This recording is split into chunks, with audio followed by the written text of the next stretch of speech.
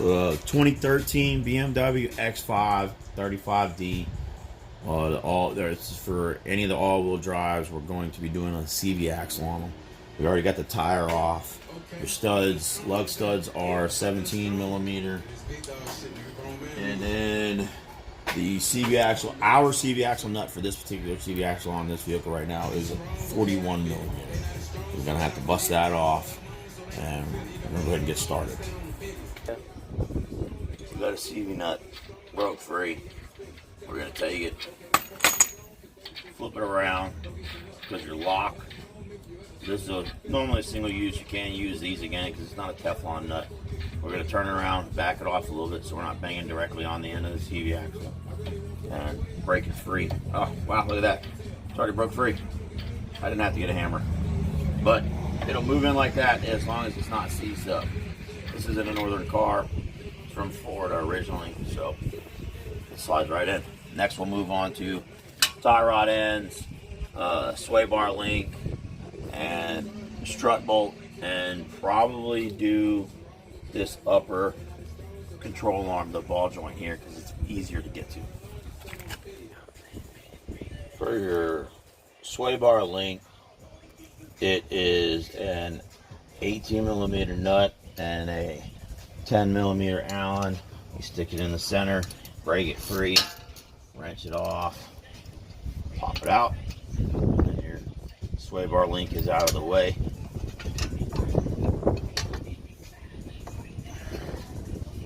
Throw the nut back on it. Unless you're changing it out, then pop off the other side doing the same exact way. Next will be this nut and bolt that clamps down on the upper control arm ball joint. It was a 16 millimeter. We've already broken free as well. Take the nut off the rest of the way. You can spread this a little bit and pop it out, and it'll release the ball joint from the knuckle here. And we're going to have to go ahead and compress the spring because we don't want to take off the lower control arm. Might have to. It might be actually easier to do it that way. Drop it out because the center lower control arm sits directly below the CV axle here in the strut tower. So we're going to try, we got a clamp on here right now, we're going to try and compress it, see what happens. If not, then we'll move to dropping that lower control arm out, lifting it up that way, and just taking the CV axle out that way. So support it like this with a bungee or wire or something. I'm going to pop this clip off to release the brake line. Remove your ABS cable out of the way so you don't tear it, break it or anything. Same thing with your brake line, because then we'll come back here and pop out the two guide bolts and then hang the caliper over out of the way so it gives us enough room to move, have more movement with the whole entire knuckle without taking it off. You're also going to have to pop off this retainer here on the front side of the caliper, I believe. I think so. It's been a while since I've done the brakes on this. For these guide pins, it is a 7 millimeter Allen. You pop these little caps off back there. If you still have the little covers, slide it in and ratchet it off. Once you've got the guide pins out, you can take a pry bar, grab a little pry bar screwdriver or something, grab it right here, press your piston in a little bit, and it will release your caliper so that you can hang it up out of the way. It's just a little trick of the trade to make your caliper easier.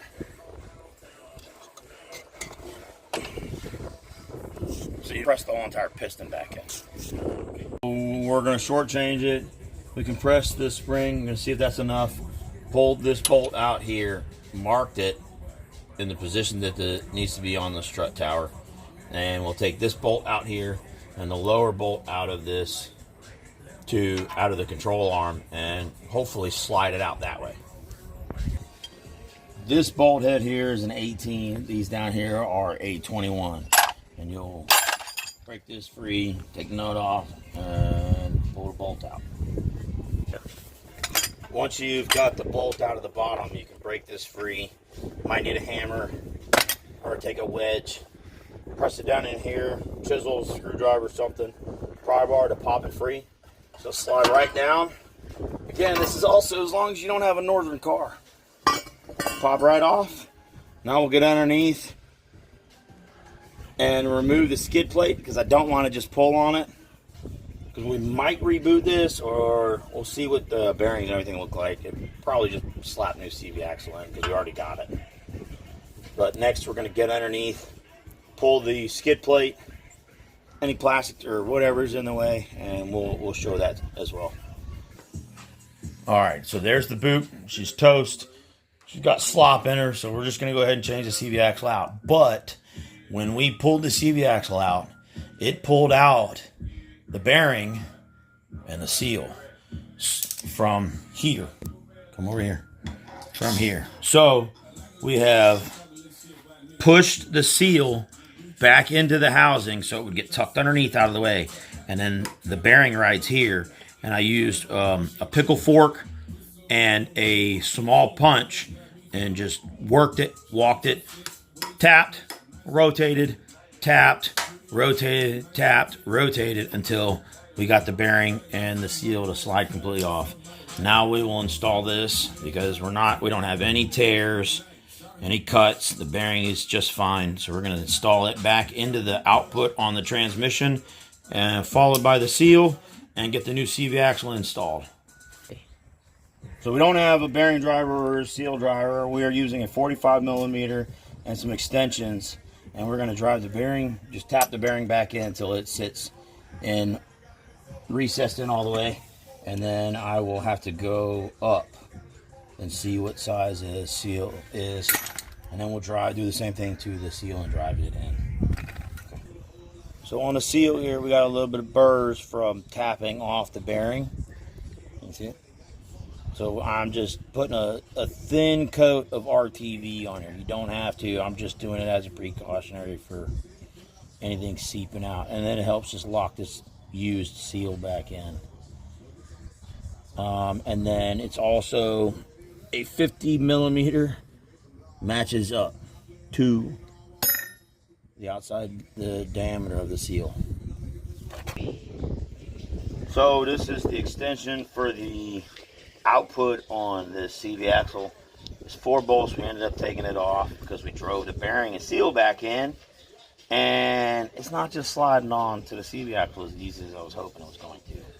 So we pulled it out, and we're going to just drive it out, or drive it on, and then put it all back in at once. And it should be a hell of a lot easier than what I was sitting here trying to fight to drive it in, because you don't want to damage the threads of your CV axle, because then you're screwed. You're just making the problem even worse. So once you've got it all out, you're able to start sliding it on, and use your dead blow or your hand and just pick it up.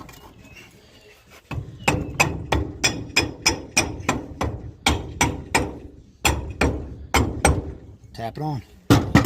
And now we will go install the whole entire thing. I think it goes that way. So with us driving the bearing and the seal back in while it was still in the car, the bearing went in crooked, and I was able to see that up here at the top of the shaft where it comes out, or in the input to go into the transmission. And that's why we weren't able to get it lined up. So look up at the top. Once you get it, once you get the sleeve on, look up here and make sure that you're lined up, because now it's perfect. It comes right on and off every single freaking time. So sometimes you just gotta take a couple steps back and look at it. So now we're gonna get it installed, put some grease on here, and we're gonna get it installed in the car. So now we've got the CV axle installed, we are going to finish reassembling. First by putting the spline into the steering knuckle, supporting it up, then work at lowering the strut tower down back into the bracket and aligning everything, and then just reverse process from there. So we'll go to the next clip after we get this installed into the knuckle. So once you've got the CV axle in the knuckle, you'll slide the collar over the top of the CV axle on the lower control arm, apply a little pressure, and then slide the lower part of the strut tower back on, line it up with your timing marks that you got there from the paint pen or paint or whatever you used, and then there she is. And now you're back over your new CV axle. Slap the nut on, keep something up so you don't, if you put the nut on, it doesn't pull the CV axle apart inside here, and then your bearings pop out, and then it's a whole nother fiasco. So now that we have the lower bolt in, you can, and in doing that process, you can jack this up, bring it up to the strut tower to get the bolt in.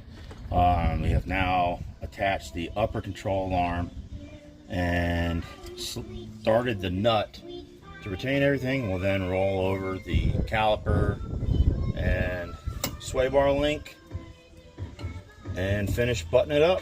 Slap the tire on, torque everything down, lock the nut in, and slap your tire back on. We also gotta get the compressor off the spring here, but that is about it. We'll get back on here in a second if it's anything else. Once everything else up here is tightened up, the last bit, putting your brakes and everything back on, just throw some grease on the guide pins, back your pads. It's like as if you were changing your brakes out, because everything you took off, cleaned off, in the process of doing it is gone. So you just want to kind of, if you're not changing the brake, going ahead and changing the brakes out. Ours still got plenty of meat on them. Go ahead and just clean everything up and grease it up for other maintenance or preventative maintenance. Once you've got the guide pins in and the plate back on for the brake pads, the nut is tight, take a punch or pry bar, chisel, something, and hammer in. Let's try and wedge that in there to lock it in place, and that should be it. So once you've got all your clips, ABS, and everything is tight, slap your wheel on and torque those lug studs down, and this is it.